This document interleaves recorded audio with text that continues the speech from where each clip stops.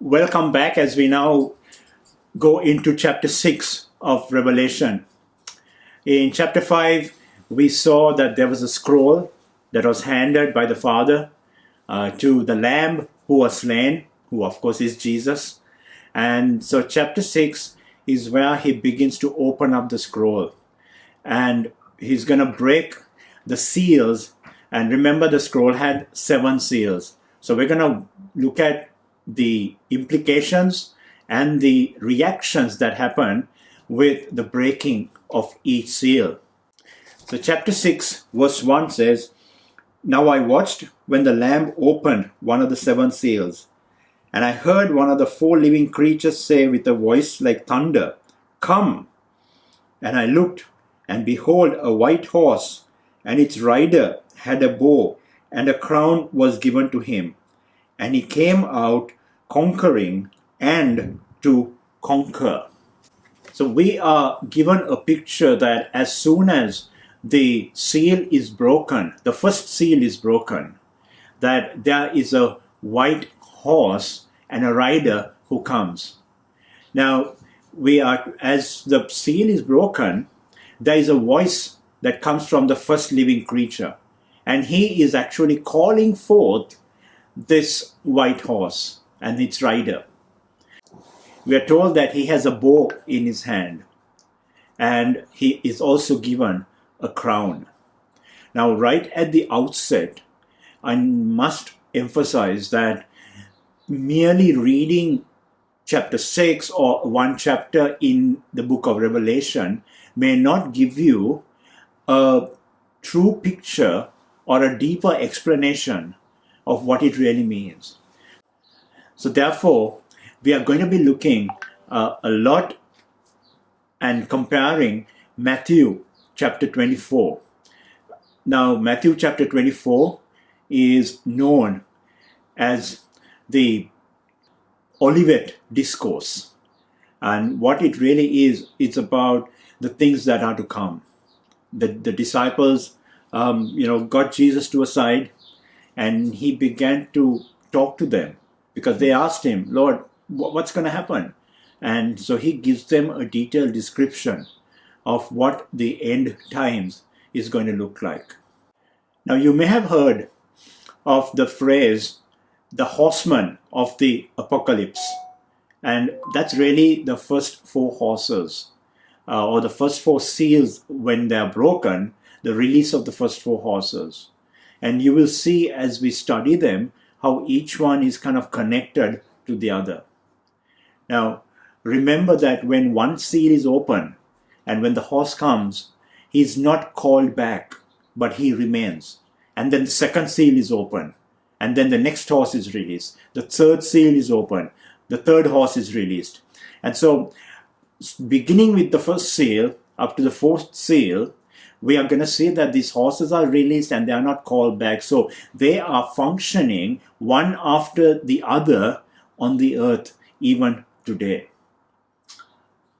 We are not looking at a future event, but we are looking at an event that's already happening and unfolding before us. Now, the white horseman has 2 things that we are specifically told about. Number 1, he has a bow. And the bow talks about a war. The bow talks about a battle. And that's why it says that he is coming conquering and also to conquer. But interestingly, we are not spoken or given a picture that he has any arrows with him. And I will come to that a little later. The second thing is that he has a crown. He has one crown that he's wearing. Now, I would like us to compare Revelation chapter 19. Because in Revelation chapter 19, we are given the picture of another white horseman or another white horse and someone riding that. It says Revelation 19:11, "Then I saw heaven open, and behold a white horse." So the second white horse is mentioned here. The one sitting on it is called Faithful and True. The one who is faithful and true is only Jesus Christ. In righteousness he judges and makes war. His eyes are like a flame of fire, and on his head are many diadems or many crowns, and he has a name written that no one knows but himself. The first horseman has a bow, whereas the second horseman has a sword that he's wielding. The first one has one crown, whereas the second one has many crowns. He's a false Christ. He's not the Christ, but he is a false Christ. He is trying to be a representation of the truly anointed one. So I've kind of, alluded to what this first horseman is. And it actually talks about spiritual deception. Now, if we compare with Matthew chapter 24, you're going to see Jesus describing this white horse. He's describing the events that are going to be happening during the last days. Matthew chapter 24, as he sat on the Mount of Olives, the disciples came to him privately. Okay, so he was not preaching this in public. Tell us, when will these things happen? What will be the sign of your coming back again and the end of the age? So they were saying, Lord, how will we know you're coming back? How will we know what these signs are? And then Jesus answered, see that no one leads you astray. In some translations it says, see that no one deceives you.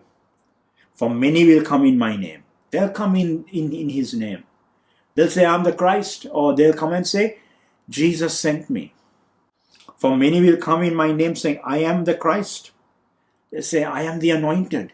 The word Christ is Christos in the Greek and Meshiach in Hebrew, which means the anointed one. So they will come and say, I am the anointed one. And they will lead many astray. See, that's their purpose. The false Christs, the false religious leaders, the false prophets, they will attempt to lead people astray. They will attempt to lead people away from the true gospel and from following the Lord in the right manner. Deception is going to be a highlight of the end times. As much as Jesus is the truth, the enemy, the devil, will bring deception and lies. And it's sad because even those who are in the Lord may even get deceived. So we have to be very careful. And I'm sure you can point out to certain people and say, well, that's deception there. And so we have to be so careful.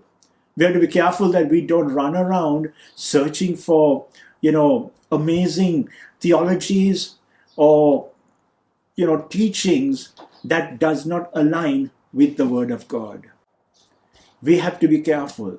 We have to base our lives on the truth of the Word of God.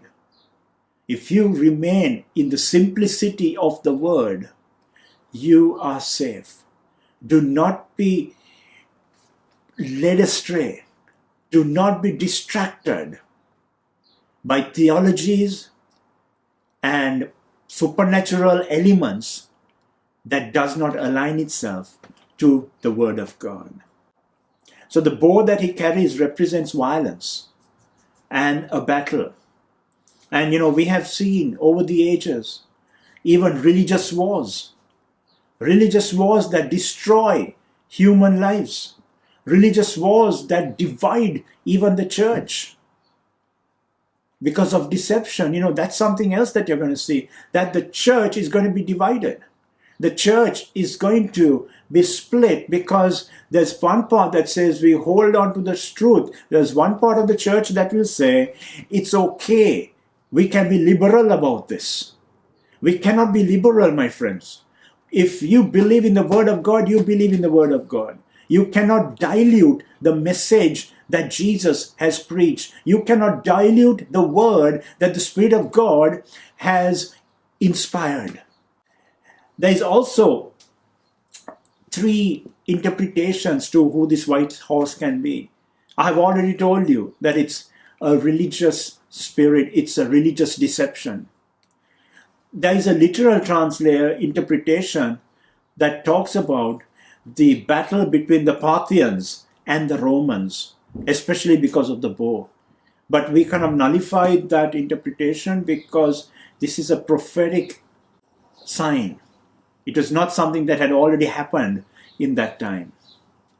The second interpretation that people sometimes allude to is saying that white is righteousness, white is holy, and therefore the horseman riding the white horse would be someone righteous. And they speak about the furtherance and the spreading of the gospel of Jesus Christ. But I tend to not really go with that interpretation, because if every other horse, if every other seal refers to, chaos and calamity and judgment, I cannot kind of understand where the first horse is different to the others. The third interpretation is what I believe it could be, and that is that it is spiritual deception. But I believe it is a antichrist of some form, and as time goes on, it will increase. Deception began soon after Jesus ascended. Right in the scriptures, we see some of the New Testament letters dealing with such issues. In the book of Jude, for example, in the book of Galatians. So there has been a religious deceptive spirit that has been released over the earth, but yet it will begin to get increasingly intensifying in time to come. Matthew 24:25, it says, if anyone says to you, Jesus says, look, here is the Christ, there he is, do not believe it. For false Christs and false prophets will arise and perform great signs and wonders, so to lead astray, if possible, even the elect. So don't just go behind miracles, because it says even the elect of God can get deceived, because if you only look for signs and wonders. See, signs and wonders were done not only by God's prophets, God's servants, but they were also done by Satan's angels. And Jesus says, see, I have told you beforehand. If they say to you, look, he's in the wilderness, he's here, he's there, he says, don't believe this. So therefore we kind of conclude the first horse, and that is spiritual deception. So once again, I want to highlight that once each seal is open, it remains open. So my concluding remarks is really, what would you do about this? How passionate are you to hold on to truth?